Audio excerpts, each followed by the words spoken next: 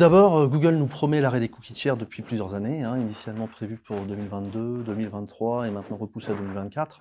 Ça a favorisé une prise de conscience du côté des marques. Donc certaines initiatives ont été prises pour pouvoir justement se passer de ces fameux cookies tiers, et notamment la collecte de données zéro et first party, permettent de continuer à personnaliser, à mieux cibler les consommateurs, les clients. Donc il y a une prise de conscience, il y a des initiatives qui sont prises.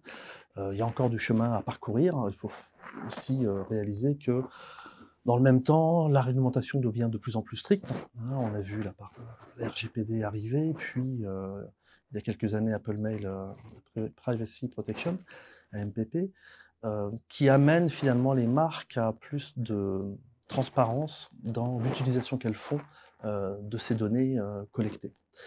À côté de cela, il y a également le consommateur qui, lui, a pris conscience de la valeur de ces données, qui a bien compris que les marques avaient longtemps collecté des données de manière opaque et qui aujourd'hui ne l'acceptent plus, même si les consommateurs sont encore prêts à partager leurs données, mais à condition que ce soit fait d'une manière plus transparente.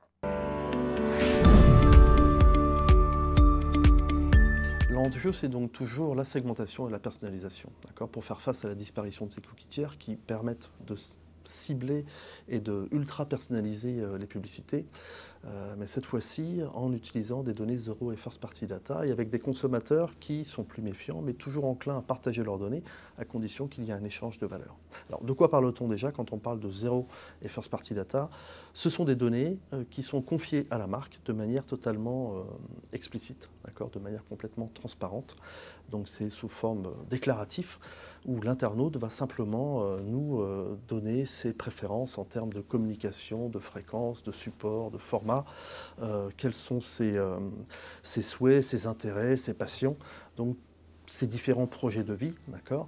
Et ceci va être fait de manière transparente, au contraire de ce qui a pu être fait dans le passé, où les marques avaient tendance à collecter de manière opaque leurs données avec des partenariats entre différentes solutions du marché.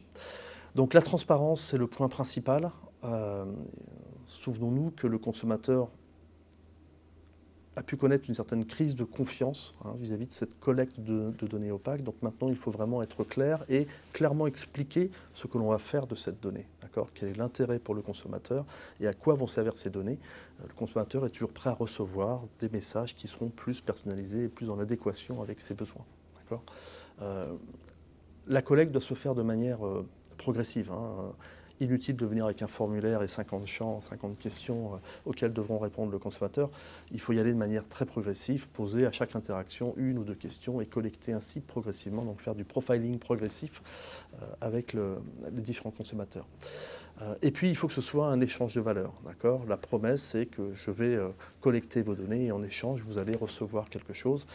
Recevoir un coupon de réduction, accéder à des produits ou des services en avant-première. L'idée étant de rentrer dans ce cercle vertueux, je demande, je reçois, je donne et je recommence.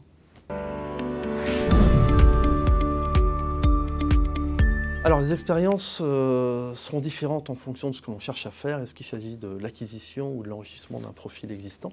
Mais globalement, en partant du plus simple, on l'oublie parfois, mais le Preference Center, c'est les premières questions que l'on devrait poser finalement à un internaute lorsqu'il devient client de la marque. C'est quelles sont vos préférences en termes de passion, de centre d'intérêt, de communication avec la marque, de fréquence de communication et de canal de communication.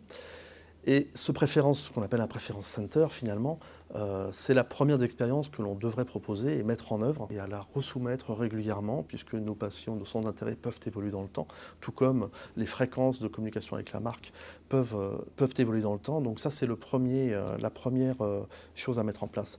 Autre levier pour collecter de la donnée, l'enquête client. Donc on connaît l'enquête post-achat ou l'enquête après la première acquisition d'un client, justement pour mieux le connaître avec des emails de type « et si nous faisions connaissance, donnez-nous votre avis ». L'idée ici, c'est avec quelques questions simples, de mieux connaître son client, de mieux comprendre l'interaction, l'expérience qu'il a eue avec la marque. Et en se rappelant également que là aussi, la donnée va évoluer dans le temps. Donc, un Français sur 10 déménage tous les ans par exemple, donc il ne faut pas hésiter régulièrement à revenir questionner ce client pour collecter et être sûr d'avoir la dernière donnée la plus fraîche possible. Autre levier, les recommandations personnalisées. On pourrait citer comme exemple Smartbox qui, pour la fête des pères, envoyait des questionnaires interactifs pour justement en savoir plus sur ce que souhaite votre papa faire pendant ses vacances, par exemple, ou quels sont ses intérêts. Et en fonction de ces différentes questions, Smartbox, à la fin, proposait la box la plus adaptée à l'individu. Donc là aussi, recommandations personnalisées, on peut aller plus. Certaines marques vont plus loin. Quand on regarde par exemple les marques de cosmétiques, sont capables de vous demander d'uploader une photo, d'analyser votre visage et de proposer automatiquement le soin le plus adapté à votre type de peau. L'application mobile est un levier également intéressant.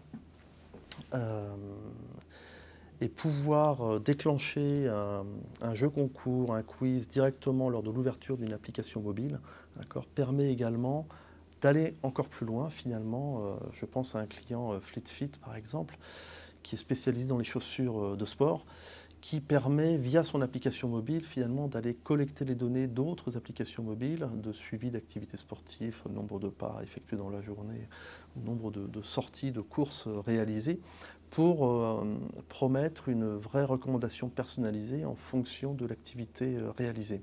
Et grâce à ce type de promesses, FleetFit a réussi à générer plus de 10 000 téléchargements de son application en un mois et à collecter plus de 3 millions de données zéro party data grâce à cette simple approche. Marigold propose une plateforme qui s'appelle Experiences, qui a la particularité de proposer 85 modèles d'expériences préétablies, prêtes à l'emploi, que le marketeur n'aura plus qu'à personnaliser pour mettre aux couleurs de la marque et pour activer immédiatement ces expériences, permettant ainsi la collecte de données qui seront immédiatement disponibles. Alors cette collecte aura lieu soit à travers un mini-site, sur le site de la marque, ou déployée directement sur les réseaux sociaux. Et dès que le consommateur va interagir avec le jeu, le quiz, le jeu concours, et on va collecter les données qui seront immédiatement et en temps réel disponibles à travers Experiences. Et ensuite, Experiences est connecté avec l'écosystème digital du client, donc des plateformes de marketing automation, ce qui va permettre aux marketeurs de venir utiliser ces données pour segmenter et personnaliser les différentes communications qui seront envoyées à ces consommateurs.